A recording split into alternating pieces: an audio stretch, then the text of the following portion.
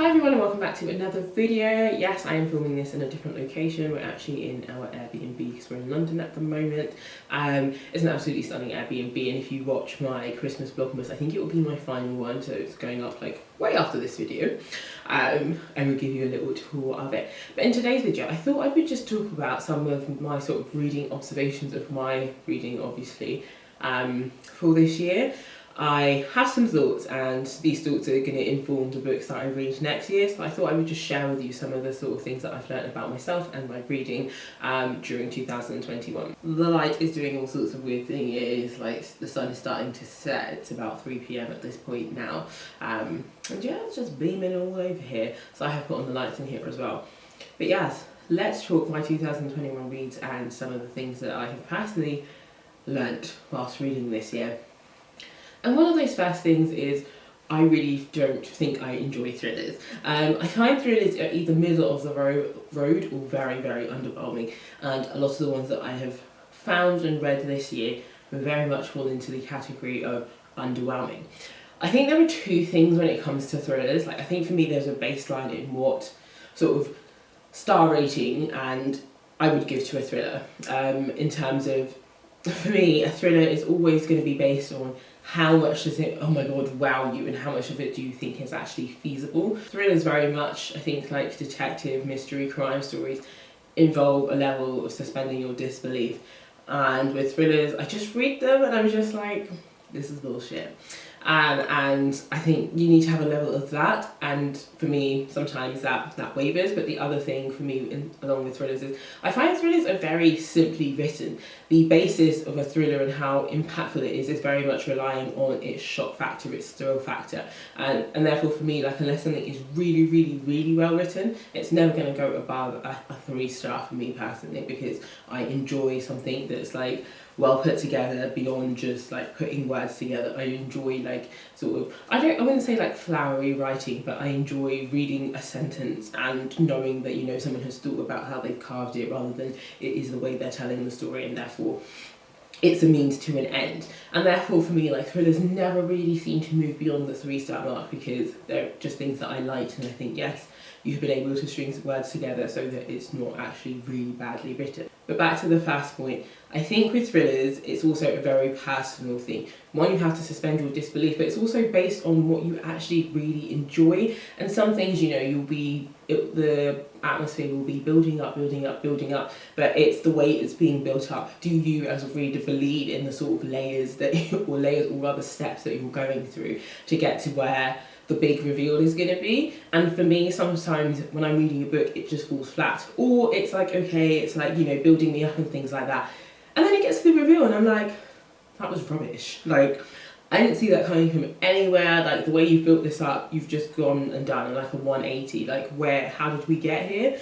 And I don't know, for me, I feel like just overall for thrillers, when I read them, the build-up is never like justified by the execution. I read the reveal, I'm like, that was very disappointing. And then it gets to the end and I'm like, well, okay. And I think perhaps it's also the kind of reader that I am. I think I just prefer my books to go in a sort of up and down motion and follow a story. I actually don't really like the feeling I get when I'm reading thrillers, because you tend to speed through them very quickly, because you're not reading them to sit as part of the story. You're reading them to sort of experience these emotions of anxiety, of being thrilled, and therefore you are turning through the pages. And I will credit thrillers, but that they really do make you sit down with a book and just sort of go through the pages, because you really want to find out what happens. And I don't like to read like that. I like to take my time with my books, like meander through it. I don't want to have to feel like I have to finish this now because I need to find out what happens, and that's just what I find happens when I read thrillers. I think I already mentioned this earlier, but I did start off 2021 reading thrillers, mainly because I was loaned The Family Upstairs by Lisa Jewell, and I know she's like thriller crime queen, and I actually enjoyed it. I enjoyed it much more than I thought I was going to enjoy it, because I was just like, oh, this is going to be bad. But the reason I enjoyed that is actually there was more of a story feel to it, as well as the thrilling aspect of finding out what happened. In a way, I feel like it was a slow burning thriller, and I think that actually made it much more enjoyable, because we were sort of finding out about the story I don't really want to go into the plots about a lot of the books I'm going to talk about, to be honest. But we were finding out like sort of two different stories. We were following the mystery line, but there was also the story of like the family and the house that they were living in, and that was really enjoyable. I think if we were only following the sort of mystery thriller plot, it would have been very like middle of the road for me. It would have been a 2-star, but we sort of had another story to contend with, and I think that actually just ended up filling the book up and making it much more enjoyable as a full-length story rather than just a mystery story. So because I liked that, it was like, oh, I want to try some other thrillers. And I think if you have Amazon Prime, a lot of their sort of Amazon Fast Reads or Prime Reads, a lot of them tend to be like thriller books. They do have obviously contemporary YA, romance, etc., but a lot of them do tend to be thriller novels as well. So I ended up reading What Lies Between Us by John Mars. I also, and that was from Amazon Prime, I'm pretty sure. I also ended up reading, I don't know where it's gone now, Haven't They Grown by Sophie Hannah. And then in the middle of the year I read Blood Orange. So What Lies Between Us was just absolutely ridiculous. It started off being quite okay, and then it got to this middle point and I was like, this book is genuinely being so stupid, like I don't really understand it. And John Mars is the author of The One, which I haven't read, but I watched the Netflix adaptation, which I know is not the same thing as reading it. And then Haven't They Grown by, and that, I gave that book 2 stars, and Haven't They Grown by Sophie Hannah, I actually have read. Sophie Hannah is the author that has been like given permission by the Agatha Christie estate to write the new Poirot novels. So I actually have read her first Poirot novel. Didn't really enjoy it, but I know her background is actually in writing like thriller sort of novels like that. So I saw this when I was in like a supermarket and I bought it, and again I was just like, what? I mean, this had much more of plot devices put together that kind of made sense, but also like, when I say made sense, like, you know, they could be quite feasible, and it didn't have too much of the annoying like thriller elements of building you up, and then you're just like really disappointed. Haven't They Grown, again, was a 2-star read for me, and it wasn't good for me personally. I didn't feel it had too much of the elements of building you up and then being disappointed. It very much kept to a steady pace, I would say, but overall when I finished reading it I was like, I still feel quite that this is really dumb. What I will say that this book had, Haven't They Grown, is most thriller books I feel like they negate the characters having a very like rational thought process. Like sometimes you're reading a thriller and you're just like, why would you do that? Whereas I feel like at least in Haven't They Grown, when I was reading from the perspective of the character, hopefully I'm remembering the right book, that her thought process to me made sense. Like the things she was doing, I didn't ever think, well, why is she doing that? And apart from one section where she sort of flew to another country, but some people might do that, some people might not. But other than that, like I thought it was quite good at showing a rational thought process for someone in sort of these weird situations.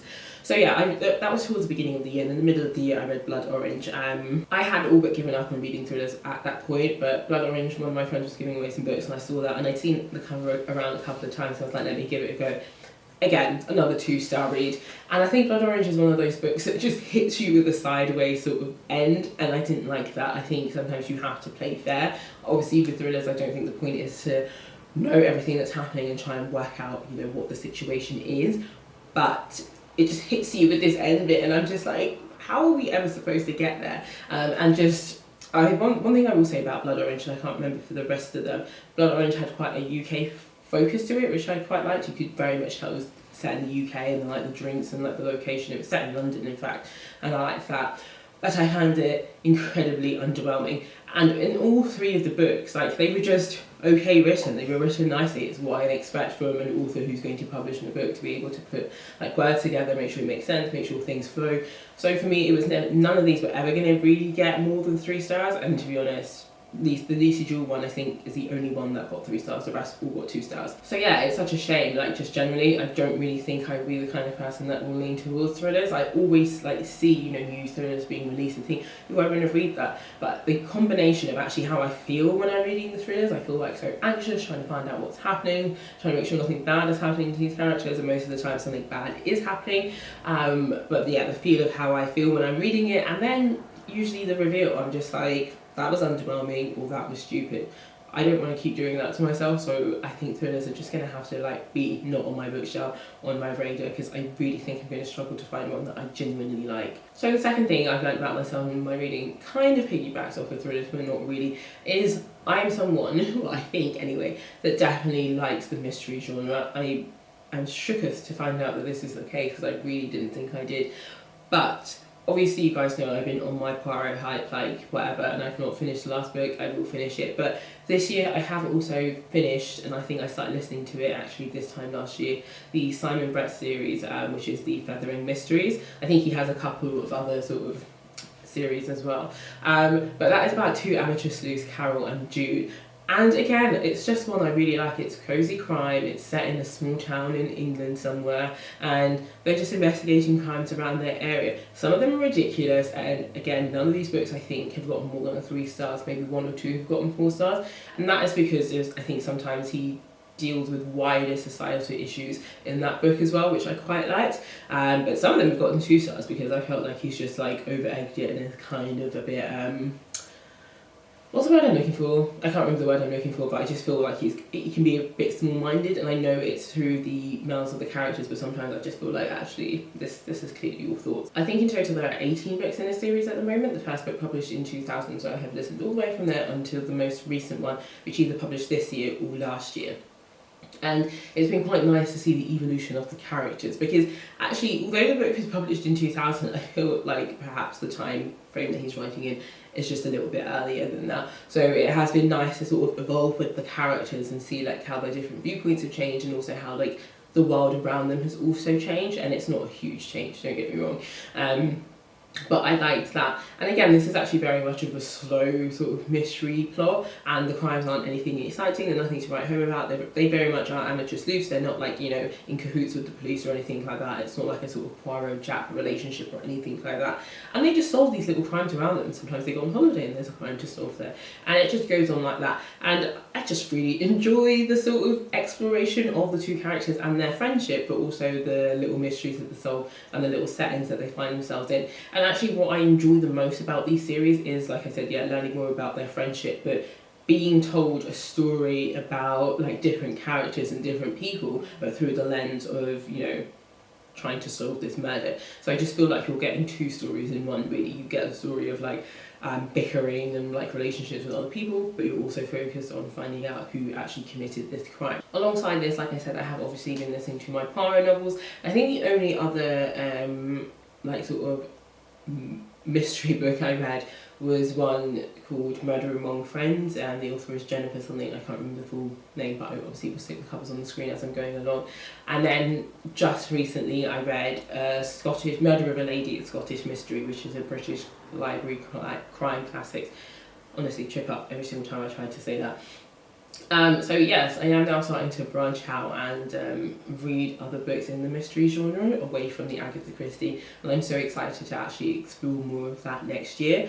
One of the books that I've got as an e-arc from NetGalley is A Christie Affair. I can't remember the name of the author, but I think that is actually to do with what happened when Agatha Christie disappeared, around the time in her life where she disappeared, but it's a fictional account, so this author is just writing her own story. I'm really excited to read that because it's just a nice little like spin-off of my Agatha Christie reads, but in another sense. So I'm really looking forward to that, and I'm just looking forward to continuing reading more mystery novels and just finding other books that I enjoy. I have done a bit of research this year, and you know, I've seen there are loads of other series out there, but I also feel like some of them aren't perhaps like really me, so I'm still doing a bit more research around the books that I actually really want to read.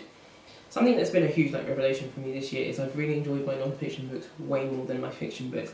In total this year, I have given 3 fiction books 5 stars, and realistically when I look back at those 3 books, only one of them really is 5 stars. One is going to be a 4, and I think the other one is going to be a 3 if I'm able to reread them. I'm not going to knock them down now. And I think that's just such a shame. Like, I'm sure last year and in previous years, like, I've read more stellar fiction books. I felt more positive about my fiction books. Like, this was the first year, like, since I've been on BookTube that I fell into a reading slump, and it's because my fiction reads were shit. Like, I just didn't enjoy them. Whereas there have been so many non-fiction books that I've read and just been completely blown away by, you know, in the form of memoirs, but also in the form of just, like, teaching me stuff about history. And they've been amazing. Like, off the top of my head, A Curious History of Sex, Murder, a Biography. I actually think that Murder biography got 5 stars. Absolutely wonderful history of murder in the UK, talking about UK and Scottish law and just murder cases and murder incidents that have sort of shaped the law. And it's wonderful. It covers, you know, from the individual down to like corporate manslaughter and things like that. You know, it's brilliant. I'm trying to think of any other non-fiction reads. there have been plenty. I will stick covers on the screen around me of like books that just completely blew me away, and I just haven't felt the same about my fiction reads. In fact, every time I go to read a fiction book, I just feel like, oh, am I going to be disappointed? I've read a lot of 3-star books, which is fine, but I have also read a lot of books that I've given 2 stars, and I just don't like that. I really, like, it's just made me feel really like I didn't want to read, basically, you know. Or if I'm going to read, I'm going to read a non-fiction book because I clearly enjoy those more. So what I've realised really is I'm rubbish at picking non-fiction books I actually enjoy. I think that really is a combination of the things that I've been like seeing people talk about on BookTube and wanting to try that, despite it not really being my style. And there's nothing wrong with that, but I'm going to come back and talk about that in a bit. And also just being like, yeah, I'll give that a shot, and just requesting like random books off of NetGalley. And I think what I really need to do is just spend more time reading like the back of the book and just really being like, well, yeah, it might be nice to read that, but would you really enjoy it? Like, I feel a bit conflicted about it because I don't think everything you pick up has to be a 5-star read, but I think I need to be a bit more tailored and curated in actually what I pick up next. You know, there are many books I can put on my want to read, but actually, do I want to read them, or do I just want to read them so I can talk to other people about them? And I think that's kind of hard when you're on BookTube, because of course when you're watching other people's videos, you want to have something more to say than just, oh yeah, that sounds like a great book. So sometimes you do want to interact, and obviously you see people reading books and you see certain books become really popular. I don't really think I'm that influenced by things that become popular, but I think, yeah, sometimes when I do see a book talked about a certain amount of times, and not in that sense of it's super popular, but just like, even 2 years after the book has been released, people are still reading, talking about it. I think, oh, I might want to read that, when in reality, it's not my style. I never would have like picked it up if I'd never heard that person or several people talk about it. So it's a very conflicting thing, but I realise I need to be a bit more curated in my fiction reading. There's nothing wrong with liking my non-fiction much more than my fiction, but what is happening really is that I'm just not enjoying fiction, and that's where the sort of discontentment is coming from. So yeah, I'm really going to work on next year going through the list of books that I have and really trying to pinpoint the ones that I'm really going to enjoy, and just perhaps do a bit more research like I would have done before around books that I really want to read and books that I will like. But first of all, I'm going to clear my physical TBR, at least by 5, before I start doing that. And that is it, guys. That is the sort of 3 major things that, as I've looked over my reading, that I have really like found. I haven't done a lot of reading around science fiction this year, and I'm going to do more next year, just because I read one which is more speculative fiction, but I also have read 2 of the books in the Becky Chambers series. I think I read the other one the previous year. And I just think as well, back to either last year or the year before, some of the books that really wowed me, that I was like, oh my god, have been science fiction books, in the sense that they have just brought new sort of subjects to me, new ways of writing, just considering new things, and I've been really wowed by them. And the speculative fiction book, Mara and Dan, just blew me out of the water when I read it. I think I finished it in November, and I just want to find more books like that just, I read them and I'm just like, wow, shooketh. Like, is it Eden? Dark of Eden? I'll put the book on here. I can't even remember the name of the title. But the author is Chris something. I really enjoyed that when I read it. The I can't remember again the series. I'm going to stick it up here on here again. There's another book series that I really enjoyed the first book of, that just again like really blew me away. If you can hear that wind, it's so windy outside. So what was I saying? I actually cannot remember what that point was that I started talking about all those fiction books, but basically I'm going to get better at selecting books for myself and read the books that I enjoy, incorporate more mystery novels into my reading, because it is a genre I definitely do enjoy, and it's really nice to have found a new genre that I really like. And that goes for science fiction. It's something I'm going to incorporate more. I'm going to leave the thrillers behind. So that's it for this video. What have you learned about your reading in 2021? I don't think I'll be setting any reading goals for 2022, just because I can't be asked, to be honest. I know what I want to focus on, so I don't really need to set specific goals around it. But let me know about your thoughts about your reading and what you found, if you're actually going to like look back at your reading at all. I hope you guys had a really wonderful time over the Christmas holidays, and I hope you have a very wonderful new year. Thank you for watching. Bye.